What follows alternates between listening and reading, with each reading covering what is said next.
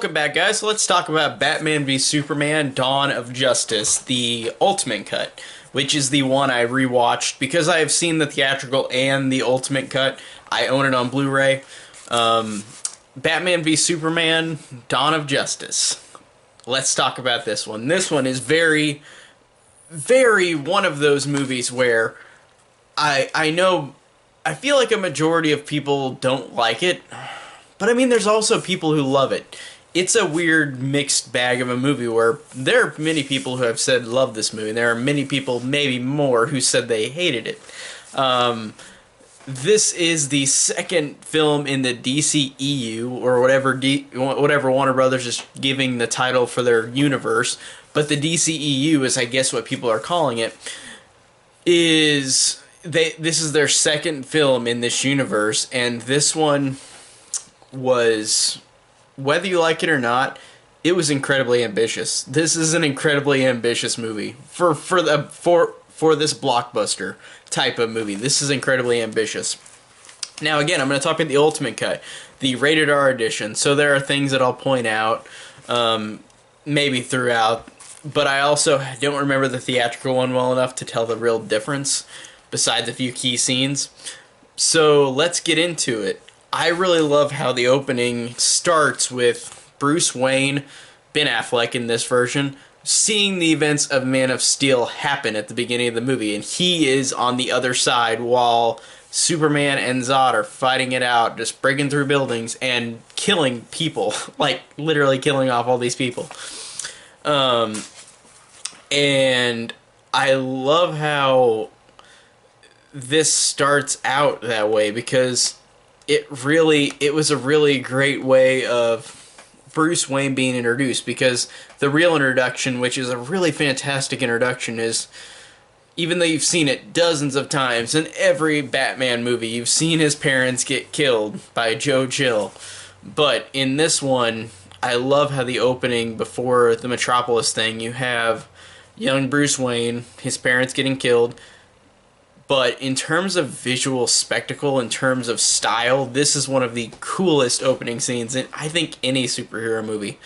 And I'm not even a giant fan of this movie. I like it, but I love this opening. This is an incredible opening. Like, it truly blows me away with the music, with the cinematography, with how it looks, with how it feels. It just has a very unique feeling to it. And Zack Snyder is one of those directors, which I mentioned in my Man of Steel review, because he directed that one as well. He is one of those directors that works very well with cinematography, with action, with visuals, but everything else sucks with what he does, unfortunately. And I hate to be that person like, oh, I'm gonna shit on this guy who I don't even know.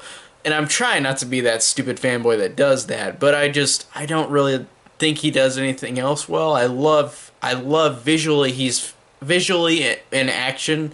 For the most part, he is a fantastic director for that. But the opening truly gives off this incredible visual flair for the movie, an identity of the movie. The score is incredible. Junkie XL and Hans Zimmer did this just like they did in The Amazing Spider-Man 2, which again is a great set of composers together. Now, the scene of Bruce Wayne falling through the hole in which he recalls his parents' death and then he starts flying with the bats is an incredible image as well. And you haven't seen that in any other Batman movies, theatrical live-action Batman movies. And that just really, again, it's an incredible opening. It truly blows me away that this movie has this opening, because it truly is incredible. And again, seeing Man of Steel through Batman's eyes, through Bruce Wayne's eyes, like running down the street while all these buildings are being destroyed, is truly awesome, because it really, again, it shows the terror of what is going on. When Man of Steel made it seem like, oh, they're just fighting through buildings, but there's consequences. People are fucking dying left and right. Like, seriously. And this movie had probably that thing against it, where like they had to point out Superman and Zod killed all these people because they were fighting and being stupid, fighting through buildings. So I do like that they broke the logic with that, actually pointing it out in this movie. because again, I'm not a huge fan of Man of Steel's action, and I thought that the consequences in it are so stupid because you don't they kill dozens of people in Man of Steel, like breaking through buildings, all these buildings falling and destroyed. But they don't point that out in Man of Steel. They just have dumb jokes about Superman being hot and drone jokes after he destroys the city and breaks Zod's neck. But in this one, I do think it's interesting that they have to point out, in a lot of the movie, they have to point out where they fight, there's nobody around, there's no human beings around to be killed in this one because of the flack from Man of Steel. So I think that's really hilarious. And this version of Batman is really cool. Ben Affleck is a really, really great, like, person to be Batman. He is one of the best Batmans, in my opinion. In terms of the movies, he really gives this sense of difference from the other ones, because I don't know how to explain it. Like, it's because, to me, the way Ben Affleck plays it is he's older. He's an older Batman. And Michael Keaton is a younger Batman. Christian Bale is a younger Batman. And Val Kilmer and George Clooney, they're all younger Batmans. They're not in their, like, they haven't been doing it for a long time. Even though, of course, the 4 Batman movies, Batman, Batman Returns, Batman Forever, and Batman and Robin, are all connected, even though they've got different actors. But it's basically like Bruce Wayne is really young in those films. And in the Dark Knight trilogy, he's really old. He's maybe closer to Ben Affleck's age in this movie as Bruce Wayne. But I like how they interpret Batman being older, like he's done this for a long time. I thought that was a cool take. And Batman is brutal and a badass in this movie, and he's insane because he kills like dozens of people. Him and Superman are both hypocrites. They both kill people. And that's the logic break in this movie and Man of Steel, that they are fucking murderers. Like, they kill so many people. But they fight because they want to fight against who, like, why are you doing this? But they're both hypocrites. That's a big problem with the movie, is that they're both hypocrites. They're both killers, and they're supposed to be heroes. Or Batman's supposed to be a vigilante, but he's still murdering people. It's a very interesting, because again, Zack Snyder, great with visuals, great with action for the most part. Story writing, characters, no. So I really do like Batman, though, despite that. And Jeremy Irons as Alfred is, again, another awesome new addition, because Jeremy Irons is a younger version of Alfred, as opposed to Michael Gough in the other 4 Batman movies. And why am I blanking on his name? Alfred from the Dark Knight trilogy. He's great as well. I don't know why I'm blanking on the other guy's name. It's the guy from the Dark Knight trilogy who plays Alfred. I'm blanking. But I do like how this version, Jeremy Irons, like, he is a younger, more snarkier version of Alfred. Like, he's not very nice.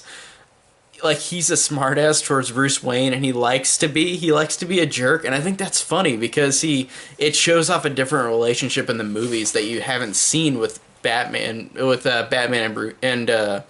and Alfred before, like in the movies. I'm not saying in the comics, but in the actual, like, live action movies. So that's really great. And I also kind of agree with Batman's, like, reasonings to fight Superman, because Superman did fucking murder millions of people in the city of Metropolis, and he watched it happen. Like, he watched them duke it out, break through buildings, so many people died, and then he lost his, like, friend and, like, his employees in the building, Wayne building, and, like, just blow down and destroyed. So I can immediately see why Batman, or Bruce Wayne, immediately wants to fight Superman. Like, he wants to go and stop this. So despite the problems I'm having so far, I still love things about this movie. Really love Bruce Wayne, really love Alfred. Really like his point of view of fighting, or point of view of wanting to fight Superman. I think that's really cool. And I like how Superman, even though it's hypocritical because Superman kills so many people in Man of Steel, I do love the fact that in this one Superman wants to fight Batman too, because of Batman brands people, and is a vigilante. He doesn't abide by the rules. He decides who lives and who dies. And yes, from Superman's point of view, I understand that too. It's not as good as Batman's idea of it, but I do think Superman's is fine. So I think that's totally all right with Superman's point of view as well. And now let's talk about Superman again. Henry Cavill, again, he's just average and fine. And Henry Cavill is a good actor. I've seen him in other good things. He's just so bland as Superman, and it continues on in this one. After this movie, he gets better, like as Superman, but in this one and Man of Steel, he's very bland and boring again. And so's Amy Adams again as Lois Lane. And it's unfortunate because, again, these are two great actors. Henry Cavill and Amy Adams, they're both great actors, but they just have nothing to work with these two movies because they're written so bland and dull. Like, there's nothing to them. Nothing much to say besides Superman is average fine, like he was in the last one. Just boring. Now, let's talk about the big elephant in the room, the thing that people rage over. And I am one of those people, and I have not read any Batman comics. I have seen only the movies, some of the animated ones as well. I like the villain Lex Luthor in the other movies. Like, Gene Hackman is good in the originals, and then Kevin Spacey is good in Superman Returns. And then we have fucking Jesse Eisenberg, who gives off truly one of the most horrendous and one of the most cringeworthy performances in a superhero movie. Like, it is jarring. Like, it is I watch him on screen and I am embarrassed for his performance. It is insane. This character is so nuts, but in a way where it is so cringeworthy with his performance. It's like they wanted to do the Joker again from The Dark Knight. They wanted to have a quirky character who's a villain who does evil things, and he does do evil things in this movie.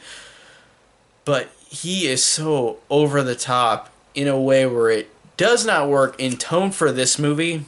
It would have worked if it was in Superman 4, The Quest for Peace, which is the fourth original Superman movie, which is incredibly over the top, where you've got characters that, like, you got all these over the top performances, like in that movie, or even in the first four Superman movies. With the first four Superman movies would have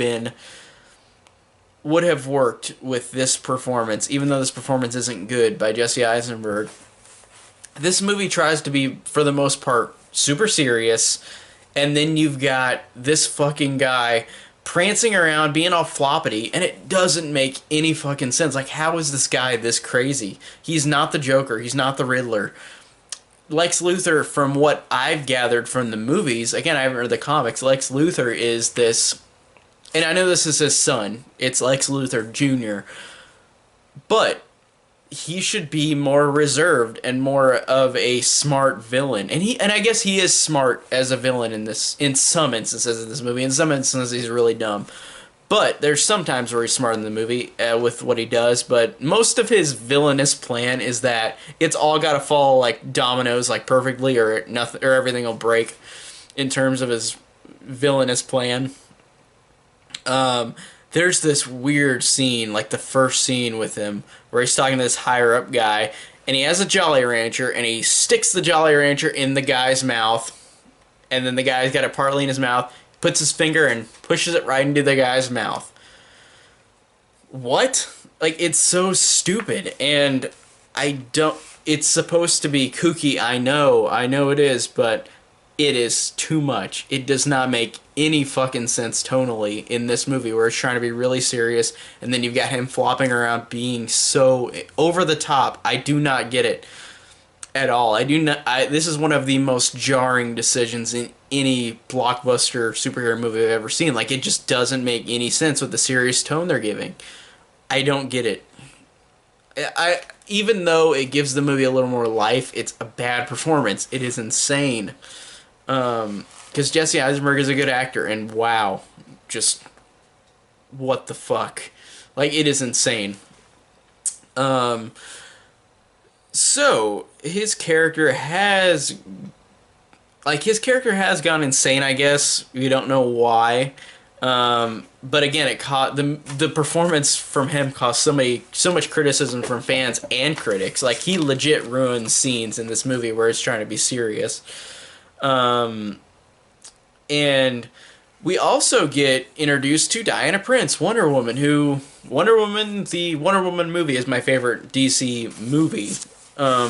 That in the DCU. So seeing her first in this movie, I think she's fine. She's good. She's got that Zack Snyder, like she's in a Zack Snyder movie, so it's like she's not bad, but she's not like as great as she was in Wonder Woman.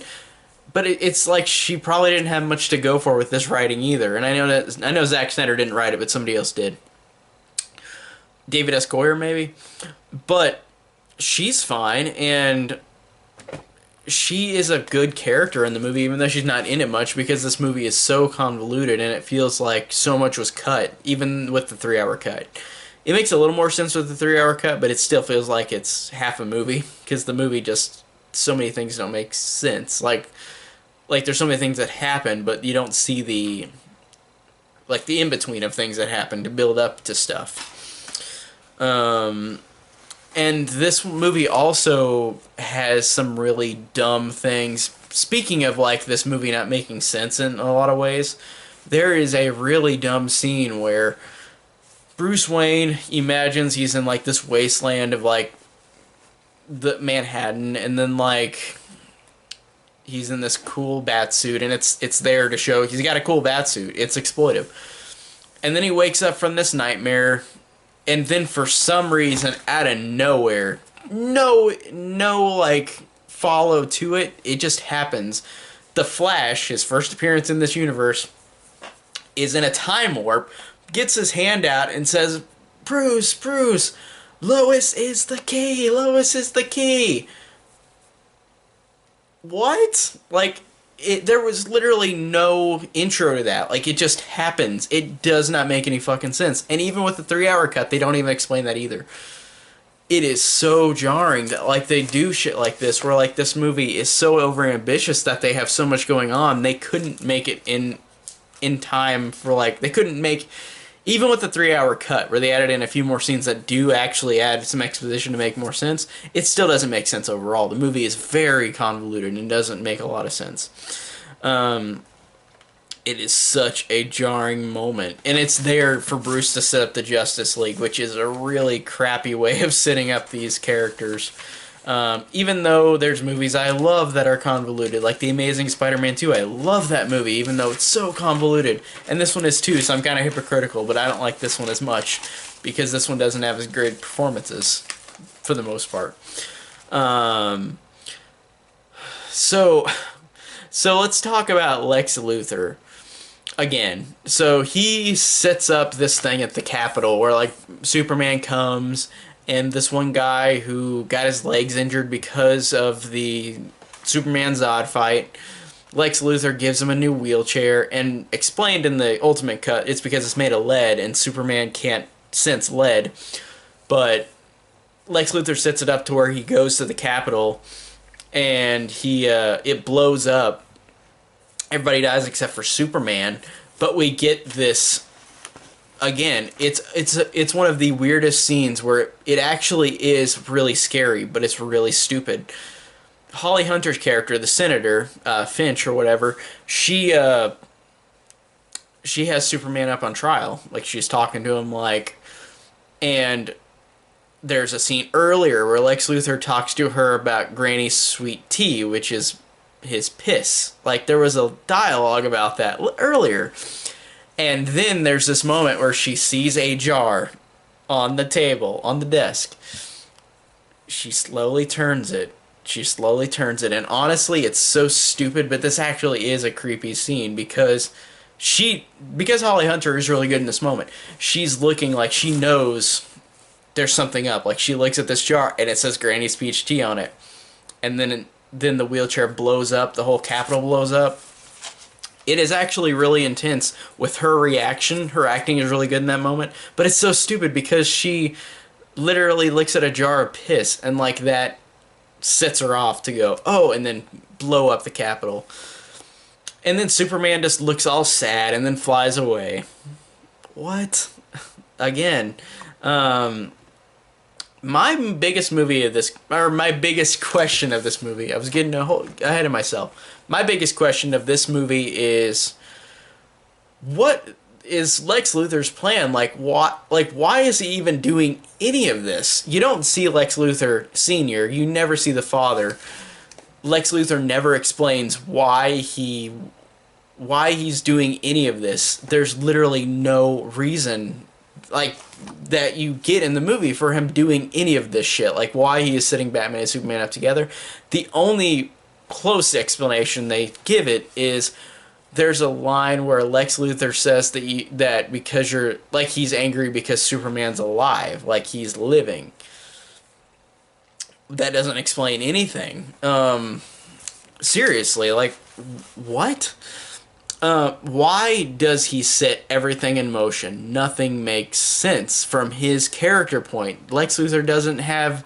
Maybe his dad died from... I don't think he even died from Superman because there's only Man of Steel in this version. So how... What is Lex Luthor's goal? Like, besides... Like, why does he want them to fight and kill each other? What is the absolute point? There's literally no explanation. Why does he hate Superman? Why does he hate Batman? It doesn't say. There's no reason. So we're supposed to understand he just doesn't have a reason. Again, this movie is so broken with logic and writing, and editing. Like this probably was like a 7-hour movie, and they cut it down to like 3 hours and got the most important things like Batman and Superman duking it out for 5 minutes, But no, there's no reason for this villain to do anything. Like, you don't get why he's doing anything. And Lex Luthor Sr. was Superman's enemy in the original movies and in the comics. So why is his son the enemy? Again, nothing. Yeah, his problem with Superman is that he exists. That's not a reason. That doesn't mean anything. Then, let's talk about the fight, the thing everybody was excited for, Batman and Superman fighting. While the fight is okay, it's fine. Visually, again, incredible. Him in that giant mech Batman suit is really cool. Or not mech, but like that big Batman suit where like he's got like full like shield where he can protect himself maybe from Superman. The fight is really fine and impressive for like the 5 minutes they fight. But then the movie does a complete thing where they both realize that their mother's name is Martha. And they're BFFs now. Just what? Talk about like going quick into your like setting up everything. Like they were enemies throughout the whole movie, and then they say one word, their mother's name, which is the same name. Both have the same mother's name, and then they're friends. They do it for the greater good. Like they become friends to fight Lex Luthor. So I understand what they're going for, but that's too much for one movie, and it's that joke that everybody makes, like, oh, now they fight for 5 minutes, they say their mother's names, and it's the same name, so now they're BFFs. Because Batman literally goes and saves Martha Kent, Superman's mom, and he says, I'm a friend of your son's. And they just, like, had that fight. But that is a cute scene with her, because then she says, I figured... The cape. Like, I thought that was good because I really like Diane Lane. Is that who that is? She's really great in both of these movies as Martha Kent. I really like her. So the movie is not really about Batman v Supermaning or fighting Superman. Like they have a 5-minute fight and that's it. And then they're friends. Yeah. It doesn't piss me off, but it's just like misleading.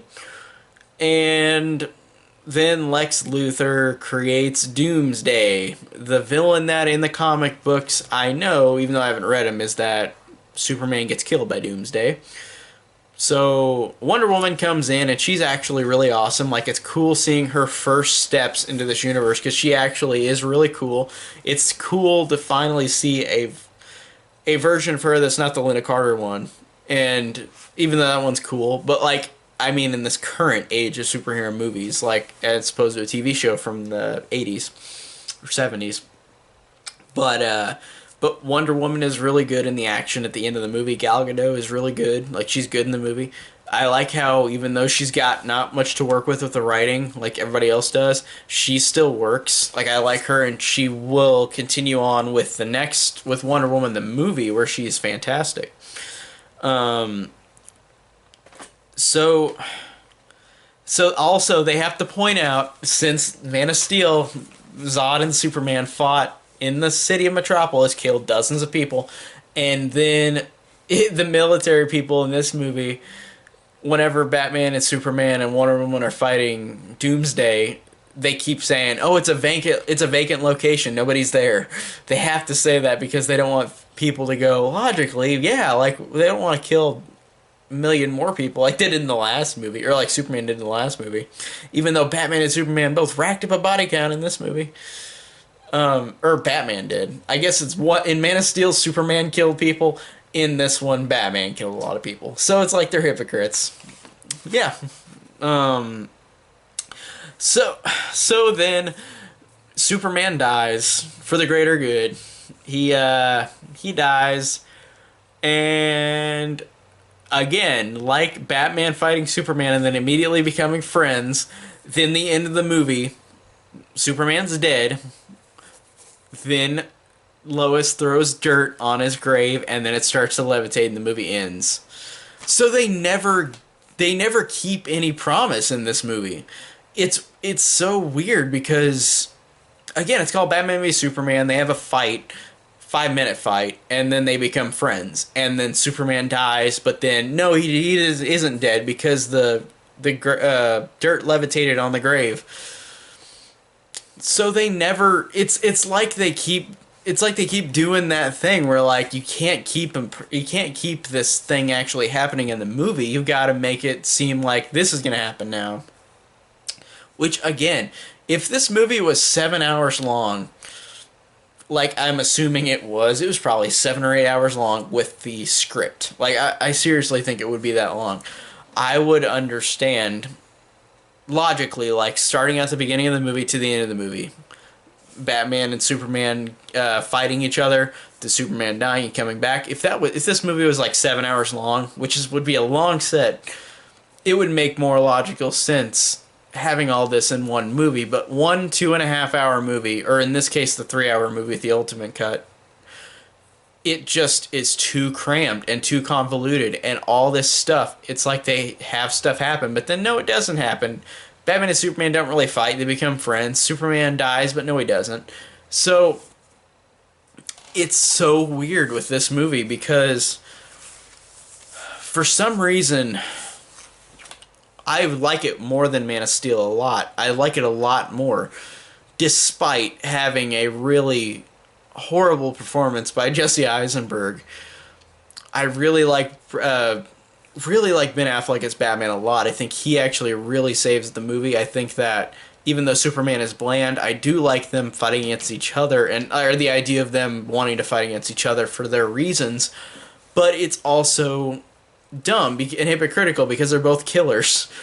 But I like that. The action, the visuals are incredible. This is one of those movies where it's like, just look at the visual flair of this movie. Look at the action. It is incredible. It is truly one of the coolest looking superhero movies ever. It's just sucks that like it's just such a crappy movie in a lot of ways, like with the writing with Jesse Eisenberg, with how everything is resolved so quickly. Batman and Superman become friends and Superman dies, but then he's coming back. It just is so cheap. It is like the definition of a man playing with his toys. Like making a movie about a man playing with his toys. Like it's insane. But visually, this is incredible. Ben Affleck is awesome. Really love Ben Affleck in this movie. Really like the idea of Batman and Superman fighting, even though this movie is so dumb with a lot of things. But I like it way more than Man of Steel, honestly, because I think visually and action, and I think like a couple of the characters are great. Even though not all of them are great, some of them are great.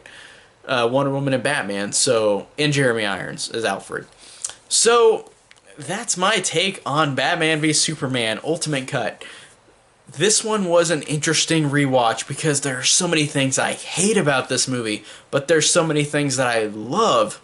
Again, just it is a love-hate movie, and my thoughts always change with this one because it never stay the same because I always get either a rage-induced like anger or like I get really excited about a lot of things in this movie because it's just one of those beautiful blockbusters in terms of how it looks and the action and some of the characters. But a lot of the characters suck and the writing sucks and the movie should have been 7 hours long if they really wanted to make this movie make more sense. It doesn't make sense a lot of the time. It's very jarring. So that's my take on Batman v Superman. Tell me down below your thoughts on this misunderstood movie. It is a very misunderstood movie where I don't know, people love it and people hate it. So it's a very confusing movie.